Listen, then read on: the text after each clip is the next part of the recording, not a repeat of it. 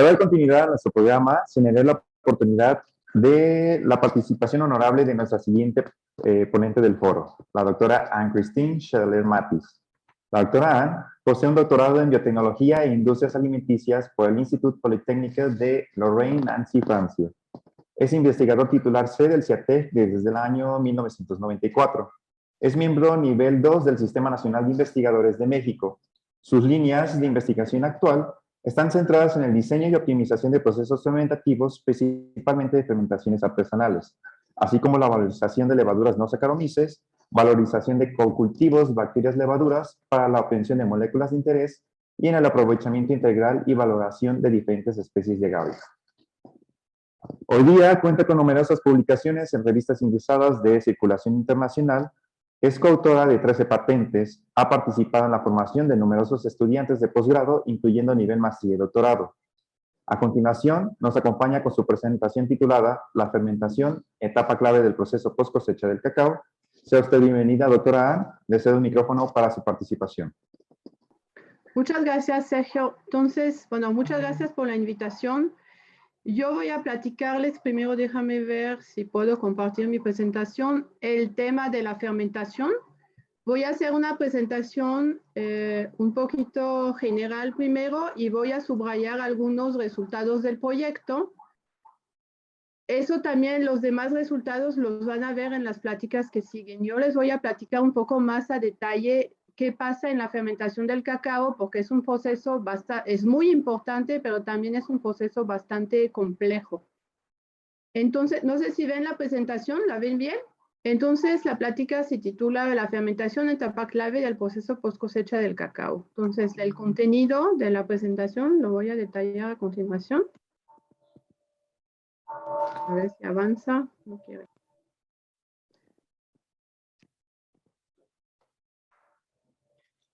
Ok, entonces les voy a hablar un poco de la fermentación en general, porque muchas veces hablamos de fermentación, pero creo que muchas veces el término lo utilizamos de manera incorrecta. Vamos a ver un poco el tema del origen de las fermentaciones, sobre todo en alimentos, y los diferentes tipos de fermentación. Después vamos a hablar más del caso específico del cacao, revisando los objetivos de la fermentación y su desarrollo.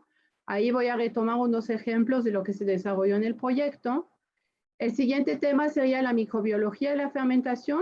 Un tema importante es toda la metodología que utilizamos para identificar y caracterizar los microorganismos y un tema sobre qué microorganismos encontramos. Entonces, después de lo que son las vamos a ver temas de algunos temas de buenas prácticas. Y finalmente, al final voy a hablar un poquito del tema de utilizar un inóculo específico para la fermentación y algunas conclusiones muy sencillas y perspectivas. Bueno, en la introducción vamos a ver primero lo que es la definición de una fermentación. ¿Sí ven lo de definición de la fermentación? La definición de la fermentación es un proceso catabólico de oxidación de sustancias orgánicas para producir otros compuestos orgánicos y energía. Aquí del lado derecho nada más les presento como la fermentación la más clásica que todos conocemos, que es la fermentación alcohólica. Pero es importante saber que no es la única fermentación, se encuentran otros tipos de fermentación que ahorita vamos a revisar un poquito porque justamente en la fermentación del cacao tenemos una convivencia de varias fermentaciones.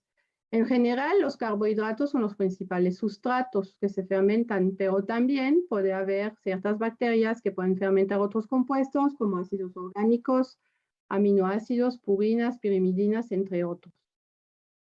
Si hablamos del origen de la fermentación, bueno, en general les voy a hablar un poquito de los alimentos fermentados. Entonces, cuando hablamos de un alimento o una bebida fermentada, es un alimento transformado mediante el crecimiento controlado o no de microorganismos, como bacterias, levaduras y a veces ciertos mohos. En el caso del cacao, finalmente la fermentación es como una etapa del proceso post cosecha, entonces a veces uno olvida que hay un proceso de fermentación, pero realmente el cacao es un alimento fermentado. ¿Cuándo inicia la fermentación? Pues realmente se inicia cuando el ser humano se vuelve sedentario, empieza a desarrollar cultivos de plantas, empieza a cuidar sus animales para alimentarse Y en ese momento surge un gran problema que es la necesidad de conservar alimentos. Y ahí de manera natural los alimentos se empezaron a fermentar. Y la fermentación primeramente es un proceso de conservación, es decir, el alimento se transforma en otro, puede ser otro alimento que sí es mucho más estable y no se va a echar a perder. Entonces, realmente ahí es cuando inician los procesos de fermentación. Los más conocidos es la elaboración del vino, del yogur, de esas cosas, pero el cacao también entonces desde tiempos ancestrales se fermentaba. Entonces se piensa que así se empezaron a domesticar los procesos para producir alimentos fermentados y que dan una importante variedad nutrimental a las dietas. Y finalmente, también es importante mencionar que hay alimentos fermentados en todas las civilizaciones, en todo el mundo, desde miles de años. Entonces es un proceso muy común que a veces pasa muy desapercibido, pero es un proceso muy importante. En el diagrama siguiente van a ver como diferentes tipos de fermentación. Sergio, ¿me puedes decir si sí se cambian? No, doctora, estamos en la de origen de la fermentación. Ok, bueno, entonces A ver. ahorita a lo mejor se tarda un poco nada más.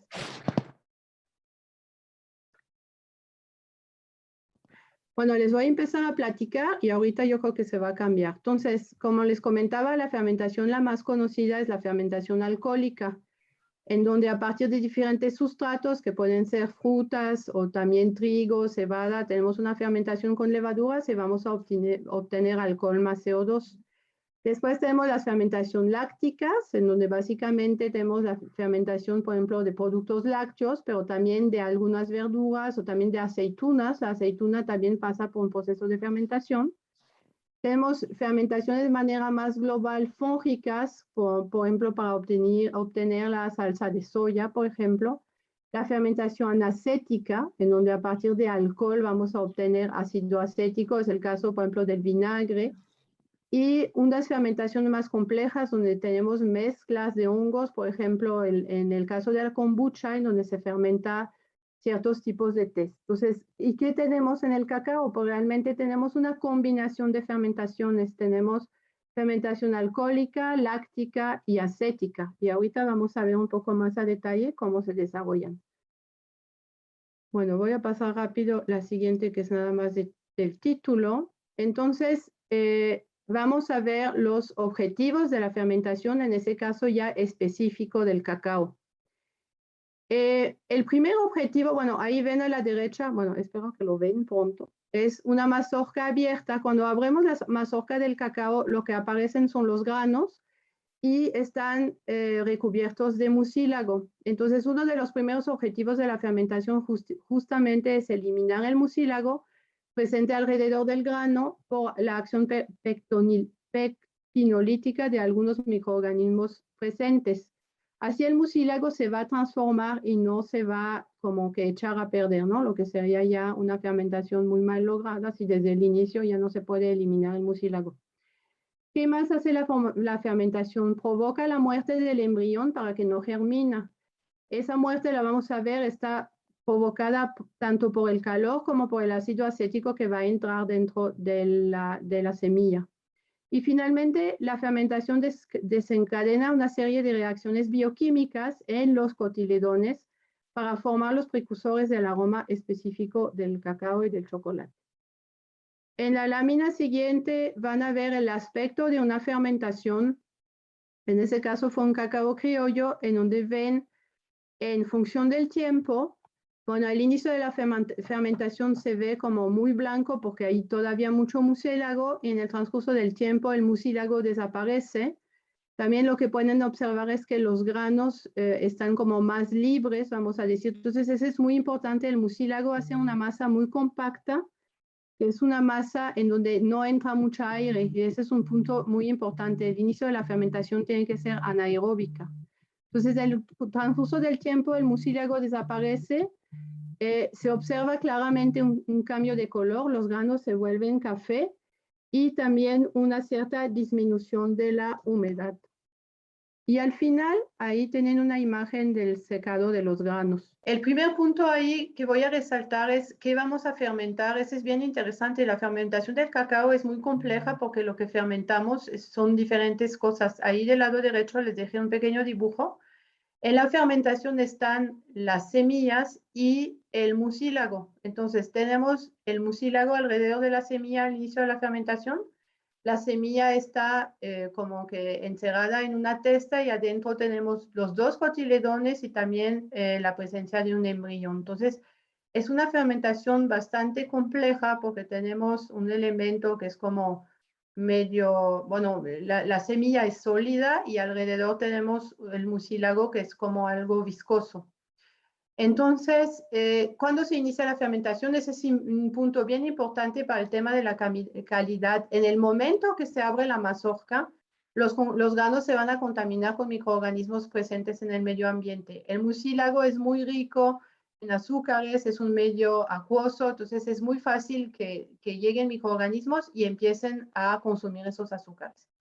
¿Y en dónde se realizan esas fermentaciones? Pues dependiendo mucho en diferentes partes del mundo, pero tenemos aquí en México es muy común la fermentación en cajas, pero también podemos encontrar fermentación en cestos, en montones recubiertos con hojas de plátano. Y lo que es importante, pero ya lo vieron en el trabajo de Dulce, es el tema de los volteos. En la siguiente lámina van a ver unas de las instalaciones donde realizamos una parte del trabajo del proyecto, en donde tenemos fermentación en caja y las cajas están organizadas en formas de escaleras. Entonces, cuando se hace el volteo, realmente se pasa de una caja a otra, como se ve del lado ahí derecho, las dos imágenes se pasan los granos de una caja a otra con un proceso relativamente sencillo. En otros lugares pasan el grano ahí de una caja a otra de manera también manual, pero cuando están a nivel del piso todas, pues no está tan práctico como ese esquema. En la que sigue, vamos a ver un poco entonces qué pasa en la fermentación con un poco más de detalle. Eugenia lo comentó un poco en la introducción, pero lo voy a retomar con un poco más de detenimiento.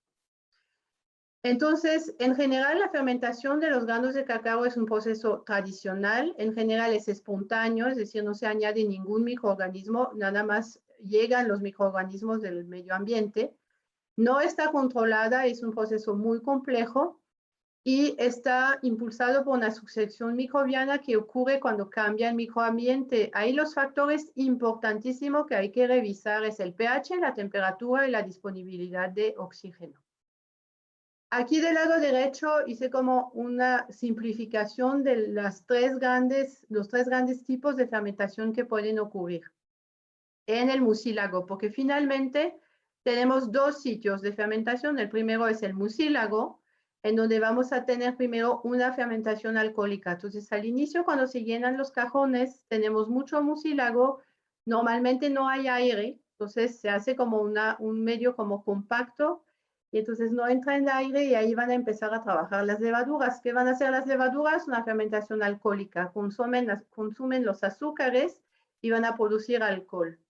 Después, con el tiempo y también con el volteo, entonces poco a poco desaparece el mucílago, entra más aire, además existe el proceso de volteo. Vamos a tener una fermentación acética en donde el alcohol es consumido por bacterias acéticas y producimos ácido acético. Y también en paralelo podemos tener fermentaciones lácticas, en donde hay bacterias lácticas en presencia de aire, van a consumir también azúcares y van a producir ácido láctico. Entonces tenemos esas tres fermentaciones que se realizan en el transcurso del tiempo en el mucílago. En la diapositiva siguiente vamos a ver un poquito algo muy importante, es una fermentación muy exotérmica. Tenemos una producción de calor impresionante, la verdad, creo que es de las fermentaciones donde se sube más la temperatura, ya que a veces puede llegar a los 50 grados. De hecho, es muy común que llegue a 50 grados. Entonces, aquí un poco ese esquema lo que nos dice es, cuando tenemos una fermentación, la fermentación láctica, que no es tan deseada, pero obviamente ocurre, tenemos una generación de 75 kilojoules, que es el dibujito de abajo, y cuando vamos por el proceso más, vamos a decir, deseado, que es primero la fermentación alcohólica sin aire, ahí se genera 93 kilojoules y etanol, y ese etanol consumido por las bacterias acéticas, tenemos síntesis de ácido acético, de agua, y tenemos generación de una gran cantidad de calor. Entonces, eso es clave, la fermentación acética, y lo que nos genera ese calentamiento de la fermentación, que es un asunto clave para el éxito de la fermentación de los granos de cacao. En general, ahí en el centro está un dibujo muy resumido. Entonces, en el transcurso de la fermentación, tenemos una desaparición del mucílago. En el volteo vamos a tener aeración. Hay un cambio de color. Al final, los granos, sobre todo cuando es forastero, se vuelven café. Y la generación de calor, que es un punto fundamental. En la lámina siguiente, ahí está como un dibujo muy sencillo de la evolución de la temperatura. Ahí sería como una fermentación sin volteo, en donde empezamos a temperatura ambiente, un poco alrededor de los 30 grados, vamos a pensar. Cuando trabajan las levaduras no sube tanta la temperatura, pero sí empieza a subir. Pero del momento que ocurre el primer volteo y donde tenemos ya una aeración y entran ya las bacterias acéticas más activas, ahí tenemos un aumento muy claro de la temperatura, lo que se ve ahí en rojo. Ahora, cuando se hacen los volteos, lo que podemos observar es de manera momentánea la temperatura va a bajar. Sin embargo, si tenemos todavía las bacterias acéticas activas, esa temperatura vuelve a subir. Entonces, cuando ya tenemos aparición sí, cuando hay volteos, hay aeración, se disminuye la temperatura, y también ahí pueden aparecer más las bacterias lácticas. En la siguiente lámina vamos a ver un poquito lo que pasa al interior del grano. Entonces ya no hablamos del tema del mucílago, pero lo que va a pasar dentro de los cotiledones. En ese caso ya no es tanto una fermentación, más bien ahí vamos a tener procesos enzimáticos que ocurren. ¿Por qué? Porque ahí con la fermentación el ácido acético va a poder entrar dentro del grano, va a haber una como reacomodo de las moléculas, y entre el ácido acético y el calor vamos a tener un medio en los cotiledones en donde se pueden realizar reacciones enzimáticas. Básicamente lo que tenemos es hidrólisis de proteínas que van a liberar aminoácidos, también la presencia de azúcares que van a liberar azúcares complejos que se van a hidrolizar en azúcares simples. Vamos a tener la hidrólisis de los polifenoles, y ahí lo que es también muy importante, los lípidos no se van a transformar, los lípidos van a seguir ahí, porque eso al final es lo que nos interesa, ¿no? Porque cuando hacemos el chocolate, pues una parte importante es los lípidos. Todas esas reacciones generan precursores de aromas, entonces son muy importantes. Entonces, una fermentación exitosa tiene que tener esa generación de ácido acético y de elevación del calor. En la que sigue, vamos a pasar un poco al tema de la microbiología. Entonces, eso ya lo comentó un poco Dulce. En la que sigue, lo voy a pasar a lo mejor un poco más rápido, porque ahí hice un resumen también. Bueno, eso lo pasamos. Es un poco sobre microorganismos. Podemos trabajar en ese, nos quedamos. A lo largo de los años hemos desarrollado varias técnicas para hacer muestreos y estudios de todos los microorganismos presentes en fermentaciones artesanales. Entonces, en el cacao aplicamos esa misma metodología, en donde aplicamos de un lado métodos convencionales, en donde hacemos aislamientos de los microorganismos. Ahí lo que es muy importante, lo mencionó Dulce, lo hacemos in situ. Es decir, cuando vamos a hacer muestreos, nos quedamos días, hacemos las placas en el mismo lugar donde se fermenta, no conservamos las muestras. Es muy importante no conservar esas muestras. Entonces tenemos ahí microorganismos aislados en medio sólido. También utilizamos métodos no convencionales. Ahí en ese caso no vamos a aislar los microorganismos, más bien vamos a utilizar métodos en donde aislamos los ácidos nucleicos y les aplicamos diferentes técnicas. En el caso del proyecto específico, ahorita hemos trabajado con PCR, un poco con PCR de FFE. No hemos hecho metagenómica, pero ahorita les voy a presentar un poco lo que da también la metagenómica, porque es una metodología actual muy interesante que nos permite ver todas las poblaciones de microorganismos. En la siguiente lámina vamos a ver un poco lo que se ha encontrado en la, bueno, eso es información de la literatura. Existe un número enorme de levaduras. Ahí les presento nada más los géneros de levaduras aislados en fermentación de cacao. Y hay más de 90 especies diferentes que se han aisladas e identificadas alrededor del mundo. Es interesante que realmente las levaduras, vamos a decir, dominantes, se pueden mencionar Anseniaspora, diferentes especies de Pichia y también Saccharomyces. En la siguiente, vamos a ver una imagen, eso se hizo en un proyecto anterior. Es muy interesante ver diferencias morfológicas de las levaduras aisladas. Entonces, cuando las aislamos en medio sólido que se llama WL, podemos diferenciarlas fácilmente porque tienen cambios de morfologías importantes. En la que sigue, ese es un ejemplo de un DGGE. Entonces, el DGGE es una técnica relativamente sencilla de separación de fragmentos de ADN de las diferentes, en este caso levaduras, también lo podemos hacer con bacterias. Ahí podemos ver cuáles son las levaduras dominantes en una fermentación. Las barras, esas que ven como más brillantes, bueno, cada carril es una muestra de tiempo diferente de fermentación. Y lo que vemos en el gel son poblaciones de levaduras diferentes. Entonces ahí pudimos identificar diferentes Anseniasporas, también Pichia kudratzevi, y en esa fermentación casi no aparecía Saccharomyces cerevisiae. En la siguiente les voy a presentar, ese es de un trabajo publicado, no lo hicimos nosotros, pero me pareció importante, es un trabajo de Papa Alexandratu y colaboradores que se hizo en Nicaragua, en donde usaron esa técnica de secuenciación masiva. Entonces, ahí compararon diferentes fermentaciones de diferentes variedades de cacao, a veces de un año al otro. En resumen, lo que ven las barras representan, cada color es una especie de levadura. Entonces, lo que pueden ver es que de repente hay otra vez Anseniaspora, Uvarum o Puntiae, son de las dominantes, pero pueden ver, por ejemplo, el primero que es chuno, de un año al otro no es exactamente el mismo los comportamientos de las levaduras. Entonces, las abundancias relativas de levaduras cambian en función de los años, cambian en función del lugar. Ahí ven, hay uno en el medio que dice blend o payo, ahí casi hay una dominancia de una sola especie, que creo que es la Kazakhstania humilis, no es que los colores no corresponden mucho, pero ahí ven la gran variedad que hay en las fermentaciones.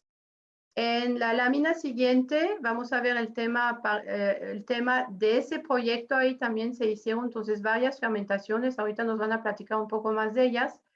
Pero ahí lo que les quiero mencionar, lo que es muy interesante, ahí son dos diagramas en donde ven mencionadas nombres de levaduras, pero también está L3 y L4. Son dos localidades diferentes. Ahí lo que observamos muy claro es que realmente la presencia de levaduras depende mucho del lugar donde uno realiza la fermentación. Encontramos especies en común, Anseniaspora o Puntiae y Pichia kudratzevi. Entonces, ese trabajo es mucho más amplio, se está trabajando todavía para poderlo publicar, pero ahí el punto importante que hay que recordarse es el lugar de fermentación, o yo me atrevería a decir el lugar donde se abren las mazorcas, sí tienen una influencia muy fuerte en la diversidad microbiana que vamos a encontrar en su fermentación. En la que sigue, vamos a ver lo mismo en caso de bacterias. Entonces, las bacterias hay menos géneros, pero sí se han identificado más de 50 especies, tanto lácticas como acéticas. En la que sigue, vamos a ver lo mismo que en el caso de las levaduras. También se ha hecho PCR de GGE, entonces ahí vemos muy común Lactobacillus fermentum dentro de las bacterias lácticas, y en las acéticas aquí, por ejemplo, encontramos diferentes Acetobacter. Ahí no pudimos determinar la especie, pero está ahí el género Acetobacter muy presente. En la que sigue, el mismo trabajo ahí con secuenciación masiva. Entonces también ahí otra vez, no les voy a detallar, pero vemos mucha diversidad de bacterias también a lo largo de las fermentaciones, donde empiezan bacterias lácticas y al final están las acéticas. Acuérdense que las acéticas necesitan más aire, entonces van a aparecer después de los volteos. En la lámina siguiente tenemos algunos de los que encontramos nosotros en el trabajo. Entonces, otra vez, Lactobacillus fermentum es muy presente. También está el plantarum. Otra vez, más diversidad en un lugar que en otro. Entonces, otra vez, ahí llama a la atención, ¿no? La importancia del lugar donde se realiza la fermentación. En la que sigue, vamos a pasar a algunos temas de buenas prácticas de fermentación. La siguiente. Entonces, como vemos, realmente la fermentación es un proceso bastante complejo y uno de los problemas que puede ocurrir es voy a empezar a detectar algunos problemas, ¿no? Es una duración de fermentación inadecuada. Entonces, aquí tenemos también, hay que diferenciar los cacaos criollos, que son las semillas blancas, tardan mucho menos en fermentación que los forasteros. Entonces, ahí hay que primero saber bien qué vamos a fermentar, ¿no? Y en caso, si nos pasamos el tiempo de fermentación, va a haber todavía transformaciones bioquímicas que van a seguir en el grano.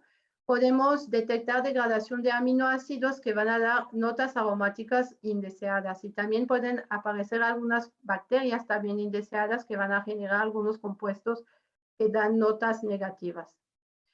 A veces otro problema puede ser que la fermentación láctica le gane a la fermentación acética. Entonces, en ese caso, podría ser por un proceso de volteo demasiado precoz. Introducimos aire cuando todavía hay muchos azúcares y entonces esas bacterias van a consumir ese azúcar, no van a producir alcohol. Entonces, al final, la fermentación acética no se va a dar de una manera adecuada y no vamos a tener esa elevación de temperatura y producción de acético deseado.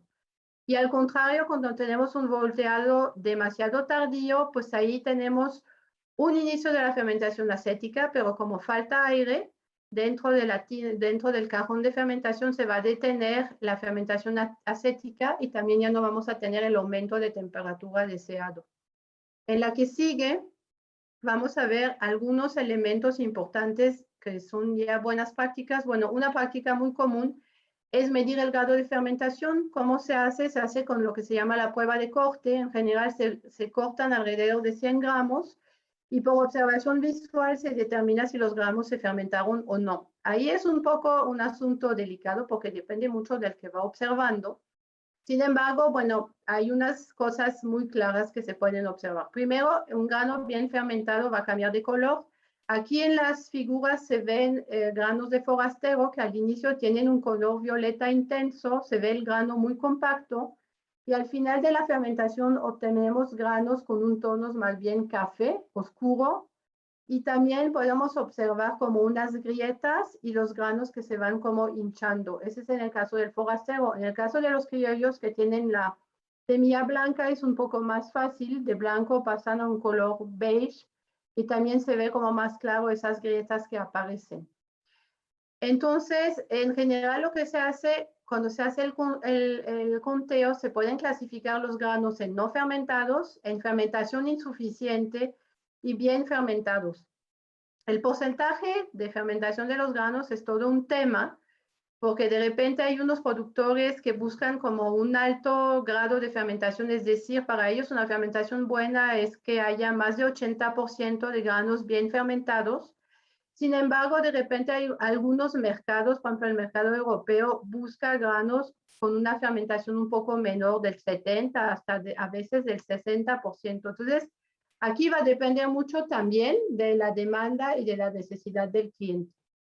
En la lámina siguiente les voy a poner algunos elementos clave que se pueden implementar de manera muy sencilla. Bueno, primero hay una regla que creo que es fundamental, es iniciar la fermentación lo más pronto posible después de abrir las mazorcas y en general tratar de no rebasar 6 horas. Yo sé que no es siempre factible porque muchas veces se abre la mazorca en la plantación y se traslada el cacao en baba. Entonces, ahí es donde hay que tratar de reducir al máximo los tiempos. Lo ideal realmente es trasladar las mazorcas cerradas al lugar de fermentación, pero muchas veces no se puede hacer. Pero bueno, tomen en cuenta que ese tiempo es un tiempo fundamental porque obviamente a partir del momento que se abre la mazorca ya va a empezar la fermentación. Realizar los volteos en los momentos adecuados. Entonces, ahí lo ideal es hacer un seguimiento de la temperatura. Entonces, ahí hay que conocer bien sus instalaciones, qué grano van a fermentar, porque obviamente puede haber variaciones. No hay una regla de volteo. Más bien, yo creo que ahí cada persona que fermenta tiene que conocer muy bien sus fermentaciones y una clave es seguir la temperatura. Otro tema importante es realizar una selección de las mazorcas, es tratar de fermentar el cacao que tengan como el mismo grado de madurez. Es muy importante tener mucílago, tener bastante mucílago, porque eso nos garantiza una buena fermentación alcohólica, pero a veces no es sencillo medir esa cantidad de mucílago. También hay que tratar de fermentar por variedades o por tipos, más bien, como nos decía el doctor Avendaño, no son tantas variedades, más bien son tipos. Porque hay esquemas diferentes de fermentación. No se va a fermentar igual un criollo que un forastero y otros tipos que vimos de los nuevos que se están utilizando. Sería muy importante tener esos parámetros de fermentación. En la medida de lo posible, si se puede seguir el pH y también medir grados Brix, eso da información muy importante sobre el desarrollo de su fermentación. En la siguiente, vamos a ver algún tema de innovación que es la utilización de inóculos y la pregunta es si es una opción viable para la fermentación del cacao. Entonces ahí nada más les voy a dar unos elementos de reflexión. Bueno, primero, ¿qué significa utilizar un inóculo? Porque finalmente la fermentación se hace sola, pero cuando vamos a inocular, vamos a añadir algunos microorganismos que ya hemos seleccionado con anterioridad por algunas características, ¿no? Esa adición se realiza en ciertos momentos estratégicos, dependiendo de los microorganismos que vamos a inocular. Si inoculamos levaduras, los vamos a poner obviamente al inicio, pero si de repente vamos a inocular bacterias acéticas, puede ser más como a medio de la fermentación. Lo más común reportado son inóculos con levaduras y se han utilizado varias especies, Saccharomyces cerevisiae, que es como lo más común, diferentes Anseniasporas, Pichia kudravtsevi, Pichia cliveri. También nosotros hicimos unos ensayos con Kodamai. En la siguiente vamos a ver algunos elementos interesantes. En la que sigue. Ok, ¿cuáles son los posibles beneficios de realizar un inóculo? Bueno, podemos producir el etanol de manera más acelerada, entonces en general, cuando se hace bien una inoculación, vamos a observar un recorte en tiempo más corto de fermentación. Vamos a ayudar a hidrolizar las pectinas y las proteínas presentes en el mucílago, entonces ese puede ser un punto también interesante para la parte aromática. Además, hay unas levaduras que son muy buenas productoras de ésteres, alcoholes y aldehídos que pueden dar notas afrutadas, florales y dulces. Ahí nada más había que revisar bien si esas notas las podemos conservar hasta después del secado. Eso es como una gran pregunta. También lo que veo muy interesante es que también se pueden adaptar a diferentes condiciones ambientales. Por ejemplo, si sabemos que el clima es frío, ahí a lo mejor podríamos seleccionar algunos microorganismos que son más tolerantes a temperaturas bajas. Entonces podríamos asegurar mejores fermentaciones en tiempos en donde la temperatura ambiente no es tan alta. También se ha reportado una inhibición del crecimiento de microorganismos no deseados, pero ahí en todo ese tema apenas se están publicando investigaciones. Bueno, ya tiene algunos años, pero todavía yo creo que falta trabajar mucho sobre ese tema, pero yo creo que sí, definitivo, es un tema muy interesante. En la que sigue, vienen algunos temas como más específicos, ya prácticos. El primer tema fundamental es seleccionar las especies que queremos inocular y, muy importante, las cepas de cada especie, porque las levaduras o las bacterias, dentro de una misma especie tenemos mucha variación entre cepas. Entonces, una selección previa en laboratorio es muy deseable buscando ciertos caracteres específicos. Tenemos que desarrollar un esquema de propagación adecuado, entonces ahí se necesita algo de infraestructura básica, en donde vamos a favorecer el crecimiento de los microorganismos. También necesitamos esquemas de conservación antes de la inoculación. Entonces ese es otro tema importante. Si no puedes inocular en el momento, ¿cómo vas a guardar las levaduras? Si aguantan, no aguantan, ¿cómo hago esto? Antes de utilizar un inóculo, el inóculo no les va a resolver problemas de fermentación. Creo que eso es bien importante. El inóculo es como dar un paso atrás en temas de innovación. Entonces, primero, antes de usar cualquier inóculo, hay que conocer muy bien su fermentación y tenerla de alguna manera controlada. Otra pregunta es que, ¿qué cantidad vamos a inocular? Esa es una gran pregunta. Lo que hemos hecho nosotros, estamos observando que tenemos que inocular cantidades bastante altas para que esos microorganismos les pueden competir con los microorganismos presentes en las fermentaciones naturales. ¿Cómo inocular? Es otro tema. Ahí a la derecha hay una imagen. Estamos inoculando con aspersores. Y bueno, seguimos ahí trabajando en ese tema, que es un tema yo creo que muy importante y entra en todos los temas de innovación que podemos aportar en esa cadena productiva. Para finalizar, nada más algunas notas de conclusiones, perspectivas. Entonces, tenemos en la siguiente, nada más algunas observaciones sencillas. Entonces, la fermentación del cacao es un proceso muy complejo. Hay una enorme diversidad de microorganismos. Hasta hoy hay poco o ningún control. Es una etapa fundamental para la calidad del cacao. Y realmente lo que se tiene que desarrollar es una estrategia específica dependiendo del tipo de cacao y también de su grado de maduración. Algunas perspectivas, bueno, yo creo que en México estamos trabajando, pero todavía falta generar, hacer más trabajo sobre la fermentación y el proceso post cosecha en general. Un punto clave es trabajar en conjunto con los productores para también apoyarles en esas mejoras de proceso. Sigue y se está haciendo, pero hay que seguir insistiendo mucho en implementar buenas prácticas que van a homogeneizar las fermentaciones. Ahí no quiero que todos tengan, las fermentaciones van a ser muy diferentes de un lugar a otro, pero en un mismo lugar sí hay que tratar de homogeneizar la manera de fermentar.